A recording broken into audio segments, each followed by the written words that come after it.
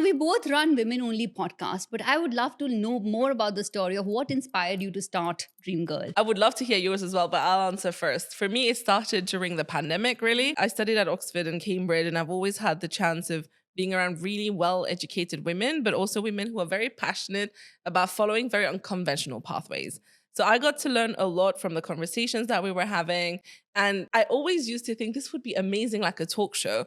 But obviously, getting to a talk show is a bit harder. And I am an avid listener to podcasts as well.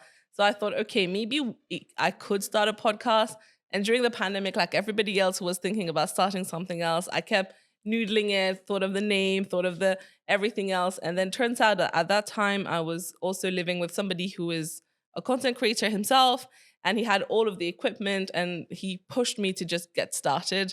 And that's how Dreamgirl was born in 2020. It's been almost more than 3 years of your journey, isn't it? How do you choose the topics and the guests for your podcast? We have a general theme of the podcast, which is really trying to understand how women pursue different careers and how do they not just do what we have been trained to do, just like go to university, get into a corporate job, like both of us went into consulting, just the classic route. But I want to showcase how it's quite easy, not easy in the sense that there's no hard work, but easy to do things that you want to do if you put your mind and hard work to it.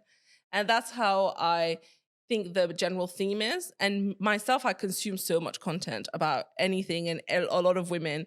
The first season, because I was very new to it, I just reached out to my friends. Mm-hmm. First season was entirely my friends. Second season, I thought, okay, let me reach out to people who are in my network that I don't necessarily know personally, but I could reach them through warm introductions.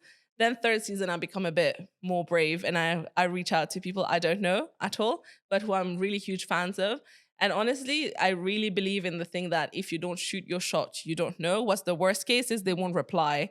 And in my case, 99.9% of the time people reply, whether it's a yes, a later, or a no, but I get a response. Generally, for me, I just invite people I am personally interested in having a conversation with.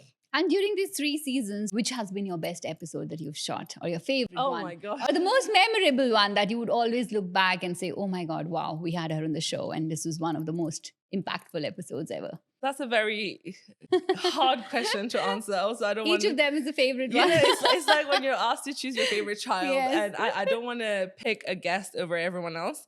But I think that I will reply this into 2. The first one was my oldest and best friend in the world. And she's a huge deal. She's the economic editor of the Time in London. But we never talk about her work when we hang out. I didn't even know what she does on a day-to-day basis. Right. Because, with your friends, that's not what you talk about. And then I sat her down on the podcast and we had a deep chat about women and what does it mean in the workplace? What has her experience been of being in a very male-dominated industry? And it's been incredibly eye-opening, and it kind of like gave a different dimension to our relationship, which I absolutely loved. But also in terms of recently, so I just released season 4, and the first episode was with Sarah Al-Madani. And Sarah is an absolute sweetheart. We met online and we became best friends, and she's taken me in as her little sister, and I absolutely love her for that. But during the podcast as well, just everything she was saying, she was the first guest to also challenge me.